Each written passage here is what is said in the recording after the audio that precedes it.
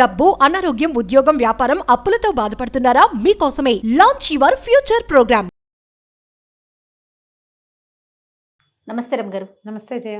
రమ్ గారు, మనము Arabian nights నుంచి చిట్టి చిట్టి కథలు చెప్తూ ఉంటారు మీరు. అవి చెప్పుకుందామా? మరీ అంత చిట్టిది కాదు, కొంచెం పెద్దదా? కొంచెం పెద్దది. ఓకే. ఈ అరేబియా దేశంలో ఒక వ్యాపారస్తుడు భర్త, ఇంట్లో ఉండే భార్య ఉండేవాళ్ళు. అయితే ఈ వ్యాపారస్తుడు విపరీతంగా ప్రయాణాలు చేసేవాడు. ఈ క్యాంపులకు వెళ్ళేవాళ్ళు, వ్యాపారాల మీద ఇట్లా బయట ఊళ్ళల్లోకి వెళ్ళేవాళ్ళు నెలల తరబడి వచ్చేవాళ్ళు కాదు. 3 నెలలకు ఒకసారి రావటం, ఓ 10 రోజులో 15 రోజుల్లో ఉంటాం.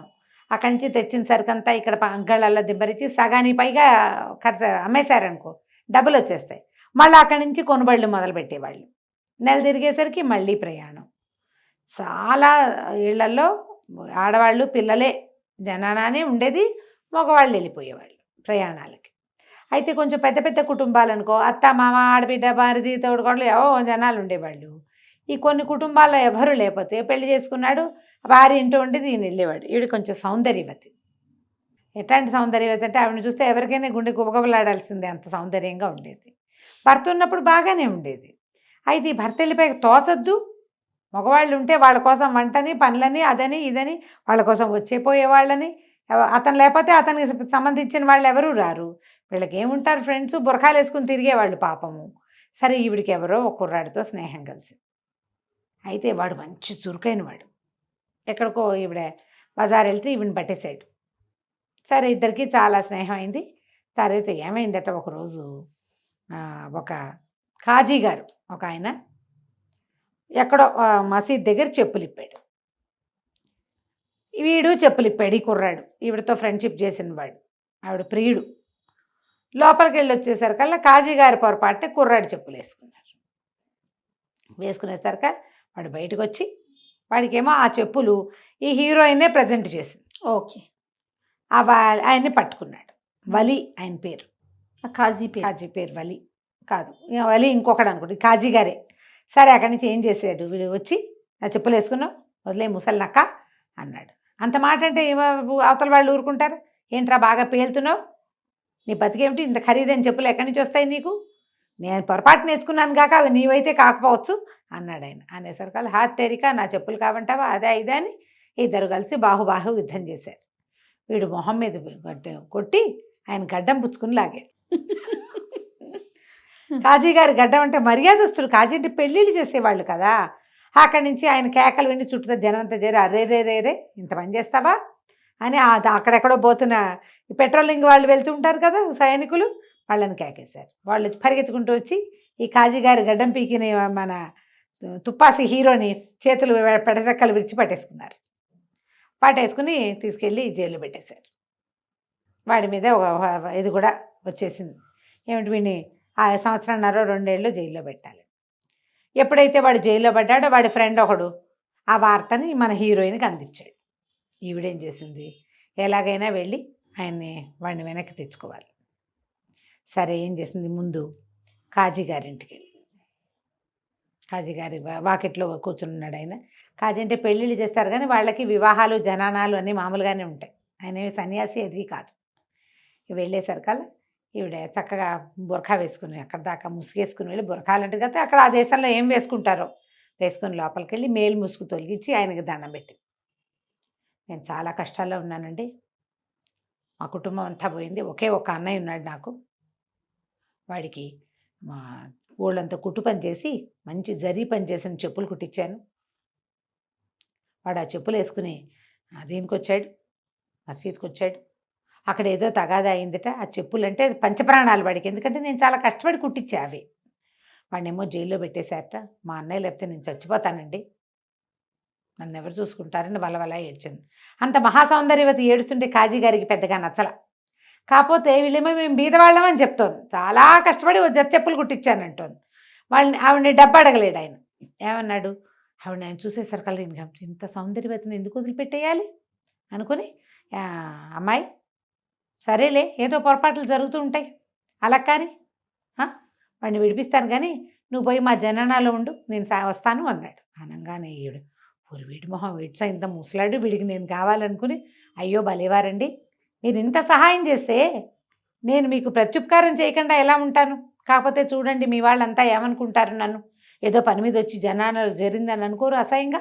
అట్లా మాట పడటం ఇష్టం ఉండదు సుమండి నాకు. మీరు ఓ పని చేయండి, మా ఇంటి అడ్రస్ ఇస్తా, సాయంకాలం చీకటి పడ్డాక వచ్చేయండి, మీరు మిమ్మల్ని కావాల్సిన విధంగా సేవించుకుంటాను నేను అని చెప్పేసరికి అలా సరేనన్నాడు.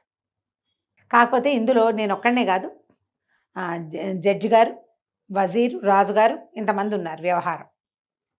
మరి మొదట అరెస్ట్ అప్పుడే తెలుసుంటే నేను వదిలేద్దును, కానీ అలా అవ్వలేదు, వీళ్ళంతా చేరారు కదా అంటే సరే దాందే ఉందిలేండి, నేను వలీ గారి దగ్గరికి వెళ్తాను అని చెప్పి వలీ దగ్గరికి వెళ్ళి, ఆ వలీ ఎవరు? జడ్జి. ఆయనకి పిల్లని చూసేసరికల్లా అయ్యో బాబా ఎంత బాగుందో అనిపించింది. ఆవిడేమో కొంచెం మామూలు బట్టలే వేసుకుంది, కానీ ముఖ సౌందర్యం, శరీర సౌందర్యం కనపడేలాంటి దుస్తులే ధరించింది. ఆ మేలు ముసుగు తీయంగానే అమ్మాయి చక్క సన్నగా, పొడుగ్గా, సోగ్గా, సంపంగింపు వల్లే ఉంది, కనపడుతుంది. ఆయనతో మాట్లాడింది, మా అన్నయ్య అన్యాయం అయిపోతాడండి, నా జీవితం అధ్వానం అయిపోతుంది, కాజీ గారిని ఒప్పించుకున్నాను, మిమ్మల్ని ఒప్పించుకోవటమే మిగిలింది, దయచేసి నాకు సహాయం చేయండి అంటే, అట్లాగే తప్పకుండా, నువ్వు జనాలలో చేరిపోతానంటే తప్పకుండా అని అన్నాడు. అనగానే వీడికి నేనే కావాలా అనుకుని సరేనండి అట్లాగే, కాకపోతే ఇక్కడ కుదరదండి, అట్లా మీ వాళ్ళ ఇళ్ళలోకి వాటిలోకి నేను రాను, ఇక నా జీవితం అంతా అదే అయిపోతుంది చూడండి, నాకు పెళ్ళి పేరెంటం కావాలి కదా, అందుకని మీ ఇంటికి రాను నేను, మీరే మా ఇంటికి వచ్చేయండి అంటే ఈయన అన్నాడు, అలాగే నువ్వు కాజీ నొప్పించావు, నేను ఒప్పేసుకున్నా, వజీర్ గారికి ఒక మొహం చూపించు, జాగ్రత్తగా చూపించు మొహం అన్నాడు. అలాగేనండి వజీర్ దగ్గరికి వెళ్ళింది. వజీరు ఈ అమ్మాయిని చూసి సరదా పడ్డాడు. ఎప్పుడు కూడా పక్క తోడు లేకుండా ఆడవాళ్ళు వెళ్తే వీళ్ళ ప్రవర్తన ఇలా ఉండేందుకు అవకాశం ఉందని ఈ కథలు చెప్తాయి మనకి. తోడు లేకుండా ఒక్కళ్ళే వెళ్తే ఎంత మాటైనా అనేస్తారు, పక్కన ఎవరైనా ఉంటే వాళ్ళ సహాయం ఉంటుంది ఎంతో కొంత. మనం ఇది ఇలా కూడా ఇప్పుడు కూడా అలాగే జరుగుతుందని చెప్పలేం, కానీ జరుగుతున్నాయని కనపడుతోంది. అవునండి. సరే వజీర్ మరీ సరదా పడ్డాడు. వచ్చేస్తా మీ ఇంటికి, నేను వచ్చేస్తాను సాయంత్రం అన్నాడు. అన్నాక సరే ఏం చేసి సరేనంది. ఇంతలో ఏమైంది, వజీర్ గుమ్మం దిగుతుంటే అనుకోకుండా రాజుగారు వచ్చాడు. ఎవరి అమ్మాయి ఏమిటి అన్నాడు. సరే ఏం చేస్తుంది, వజీర్ వెనక్కి తప్పుకున్నాడు. ఈవిడ రాజుగారితో వెళ్ళి మాట్లాడింది. రాజుగారు ఇప్పుడే చేతులు పుచ్చుకోబోయాడు. నువ్వు ఇప్పుడే చేరిపో, నేను కావాలంటే నేను నిన్ను పెళ్లి చేసుకుంటే, ఇంత అపరూప సౌందర్యవతి బీదవాడికి చెల్లెలుగా ఉంటావేంటి రోతగా, అట పనికి రాదు, నువ్వు నాతోటి ముందు కానీ నేను నిన్ను పెళ్లి చేసుకుంటాను అన్నాడు. ఈ అమ్మాయి ఏమంది, తప్పకుండానండి, కాకపోతే చూడండి ఆడవాళ్ళ ఇంటికి వెళ్ళి అడగాలి మీరు, ఆడపిల్ల ఇంటికి ఇవాళ రాత్రి వచ్చేయండి, మనం మాట్లాడుకుని మా ఇంట్లో గూని ముసలు తగ్గుతుంది, దాంతో మాట్లాడి మీరు నా పెళ్ళి ఖరారు చేసుకుందరు కానీ మీతోటి అని చెప్పింది. రాజు మంచి ఉత్సాహంగా సరేనన్నాడు. ఈవిడేం చేసింది, నలుగురిని ఏర్పాటు చేసింది ఇక్కడ. అక్కడి నుంచి నడుచుకుంటూ ఇంటికి పోయి మధ్యదారిలో ఒక వడ్రంగిని చూసింది. వడ్రంగిని చూస్తే వడ్రంగికి చెప్పింది, నాకు ఒక అల్మరి చేసి పెట్టాలి, దానికి 4 అరలు ఉండాలి, ఒక్కొక్క అర ఇంత ఎత్తు ఉండాలి, ఇంత వెడల్పు ఉండాలి అని చెప్పింది. పెద్ద వస్తువు పట్టేటట్టుగా కావాలి, ఏ అరకి తాళం బిగించాలి, మొత్తానికి కలిపి ఒక తాళం. ఇప్పుడు ఒక అరలో వస్తువు పెట్టాం, దానికి గడి ఇట్లా పైకి లాగేసి అక్కడ లాక్ చేసేయాలి, అట్టా కావాలి నాకు అనేసరికల్లా వడ్రంగి అన్నాడు, ఎంత ఖరీదు అవుతుంది అని అడిగేసరికల్లా వడ్రంగి అన్నాడు, ఖరీదుకి ఏముంది, నువ్వు అట్లా వెనక్కిరా కులాసాగా కబుర్లు చెప్పుకుందాం కాసేపు, తర్వాత నువ్వు వెళ్ళిపోదు కానీ ఒట్టిగా చేసి పెడతాను నీకు అన్నాడు. అనేసరికల్లా ఈ అమ్మాయింది, చిచ్చి మీ దొడ్లో వెనకాల కక్కుర్తిగా కబుర్లు చెప్పుకోవటం ఏమిటి, మా ఇంటికి రా, మనం బ్రహ్మాండంగా కబుర్లు చెప్పుకోవచ్చు హాయిగా ఫ్రీగా, అల్మర్ మాత్రం పట్టుకురావాలి, సాయంత్రానికి ఎట్టి పరిస్థితుల్లోనూ కావాలి. మామూలుగా అయితే 3 రోజులు అన్నాడు మొదట, సరదాగా కబుర్లు చెప్పుకోవడానికి మా ఇంటికి రమ్మందిగా, సాయంత్రం తేను అన్నాడు. అయితే ఈ అమ్మాయి ఏమంది, అయితే ఒక చిన్నది 4 అరలు కాదు 5 అరలు పెట్టుకురా, 5 అరలు చేస్తే చాలా బాగుంటుంది, వీలుగా ఉంటుంది అనేసరికి సరేనన్నాడు. అయిందా, సరే సాయంకాలం ఏం చేశాడు, పెందరాళే ముందు అల్మర్ దింపేశాడు, నువ్వు ఇంటికి వెళ్ళి శుభ్రంగా స్నానం అది చేసిరా అని చెప్పింది.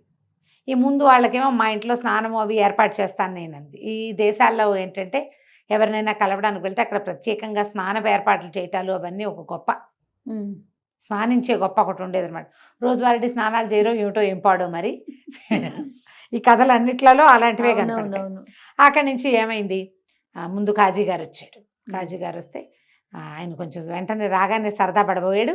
అమ్మాయి ఏమందంటే, చిచ్చి అట్లా కాదండి, మీరు ఇలాగా ఈ బట్టల్లో వచ్చారు, పెళ్లి చేసే దుస్తులు ఇలా కాదు, చక్కగా డ్రెస్ మార్చేసుకోండి, మరి నేను మీకు మంచి బట్టలు రెడీగా ఉన్నాయి మన దగ్గర అవి ఇస్తాను, అవి వేసుకుందరు కానీ చక్కగా అప్పుడు మనం సరదాగా లోపలికి తిండి తింటూ కబుర్లు చెప్పుకోవచ్చు అని చెప్పింది. బయట ఏం చేసింది, కొంచెం సారాయి అవి ఇవి పెట్టింది తాగడానికి, ద్రాక్షాసవము ఏదో కొంచెం చిన్న మంచికి కొన్ని వ్యవహారాలు పెట్టి అవి 1-2 తినిపించి బట్టలు మార్చుకోండి అంది. ఈ ముందు గది కొంచెం ప్రకాశవంతంగా ఉంది, లోపల గదిలో అంత వెలుగు లేదు, కొంచెం వెలుగు తక్కువగా ఉంది, చిన్నది. అది ముందు గది అంటే ఏమంటారు దాన్ని, మన హాలు ముందు డ్రాయింగ్ రూము అనమాట. డ్రాయింగ్ రూమ్లో తిండి పదార్థాలు పెట్టింది, ఆ హాల్ లోపలికి తీసుకెళ్ళింది. ముందు వడ్రంగి వచ్చినప్పుడు హాల్లోనే ఒక పక్కన పెట్టాడు. ఈ అమ్మాయి ఏం చేసింది, అక్కడికి వెళ్ళాక మరి మీరు బట్టలు విప్పేసేయండి అని ఆ పైన చొక్కా అంగరఖ ఉడదించి ఇతనికి ఒక దుస్తులు కూడా సెలెక్ట్ చేసి పెట్టుకుంది. పసుపచ్చ సిల్క్ చొక్కా, తర్వాత ఏమో ఒక పైజమా ఇచ్చింది. సిల్క్ అవేంటి ఈ మన గానా బజానాల్లో వాటిల్లో వేసుకునేవి, కాకపోతే వదులుగా గాలి ఆడుతుంటాయి. ఆయన బట్టలు వేసుకుంటే ఇవేం బట్టలు ఇట్టా ఉన్నాయి అన్నాడు. హాయిగా ఉంటుందంటే గాలి ఆడుతుందని బట్టలు వేసుకుని ఈ అమ్మాయి చేయిపుచ్చుకునే లోపల తలుపు మోగింది. మోగేసరికల్లా వణికిపోయింది అమ్మాయి. అయ్యో బాబోయ్, మా ఆయన వచ్చేసాడేమోనండి. దీనికి కోపం వచ్చింది ఆది గారికి. ఇంకెవరినైనా రమ్మన్నావా నువ్వు అన్నాడు. నేనేమండి రమ్మంటానండి, భలేవారు, మా అన్నయ్యని విడిపించుకోవద్దా, మిమ్మల్ని రమ్మన్నాను, నా ప్రాణాన్ని మీరు ఒకరే ఎక్కువ, మా ఆయన వస్తానన్నాడు, ఏమైనా వచ్చేసాడో ఏమిటో, ఈ నెలలో రావాలి. అయ్యో బాబోయ్, నా కొంప మునిగిపోయింది, ఇన్నేళ్ల నా పాతివ్రత్యము మంటలో కలిసిపోయిందిగా, మిమ్మల్ని కానీ చూశాడంటే ఇంకేమైనా ఉందా అంటే, నన్ను దాచేయి ఎక్కడైనా దాచేయి అన్నాడు. దాచడానికి ఏముంది, అల్మర్లో ఉండండి అని చెప్పేసి ఆ కిందర తీసి కిందరలో ఆయన తోసేసింది, తలిపేసేసి తాళం పెట్టేసింది, గడి పెట్టేసింది. ఆయన లోపల పడుకున్నాడు. అదేమో ఒక మనిషి కొంచెం కాళ్ళు దగ్గరగా పెట్టుకుని పడుకునేంత పెద్దది, అంత చేయించింది కదా బండాలమార లాంటిది.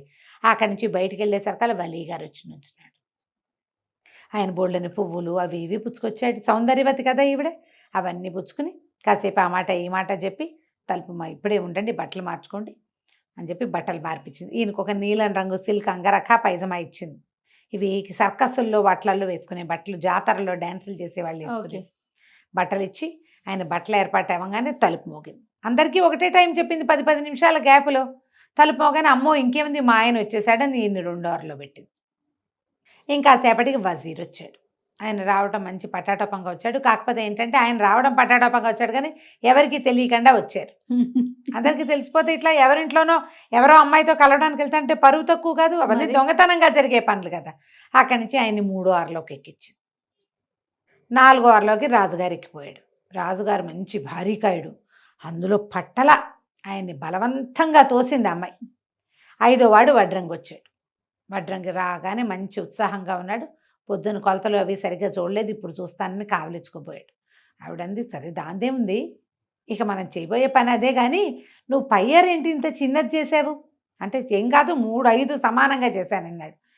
కాదు నేను కింద 4 అద్భుతమైన వస్తువులన్నింటినీ పెట్టేసుకున్నా, దానికి తాళాలు కూడా పెట్టా, పయ్యారు మాత్రం ఇరుగ్గా ఉంది.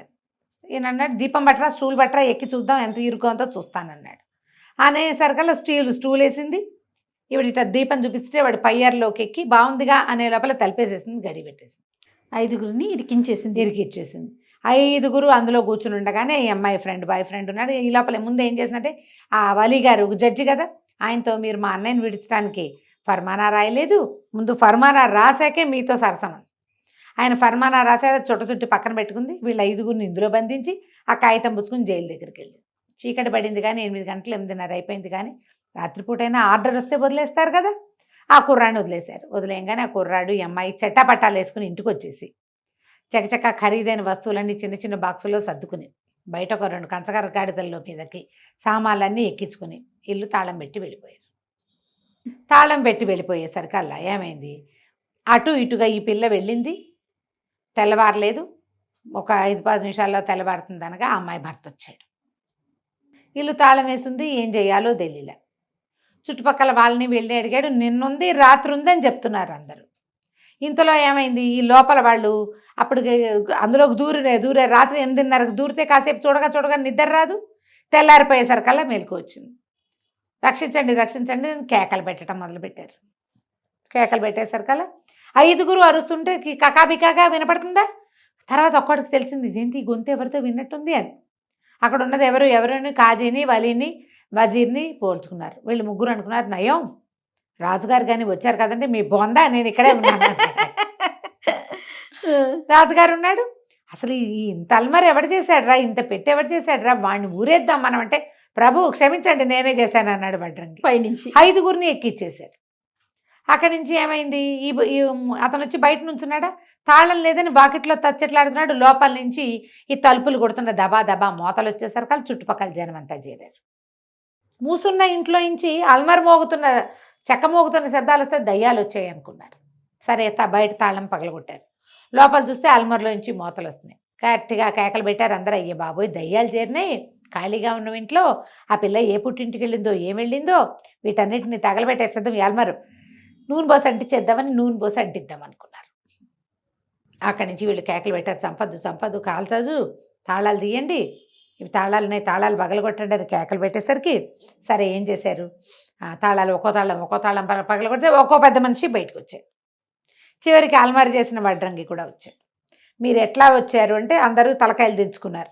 అమ్మాయి కోసం వచ్చామని చెప్పద్దు, ఇలాంటివి చేసేటప్పుడు సరదాగా ఉంటాయి, చెప్పేటప్పుడు అదే అవమానకరంగా ఉంటాయి. చచ్చినట్టు ఒప్పుకున్నారు. ఇంకేం చేయలేక ఆ అమ్మాయి మొగుడు నిర్ఘాంతపోయాడు. ఇప్పుడు ఏం చేయాలి, ఆ ఇంట్లో ఉన్న ఖరీదైన వస్తువులన్నీ పట్టుకెళ్ళిపోయింది. ఈ అప్రదిష్ట మూట కట్టెళ్ళింది. రాజుగారు అన్నాడు, పోనీలేబోయ్ నీ ఇంట్లో వస్తువులన్నీ పోయాయి, నువ్వు వజీర్గా మా దగ్గర పనిచేద్దు కానీ అని చెప్పి ఆయన్ని తన దగ్గర ఏదో చిన్న ఉద్యోగంలో వేసుకున్నాడు. వీళ్ళంతా ఇంకెప్పుడు ఇట్లా ఆడాళ్ళకి ఆశపడకూడదని ఇంటికి పోయారు. కథ కంచికి మనం ఇంటికి. బాగుంది రమ్మగారు. నమస్తే. నమస్తే.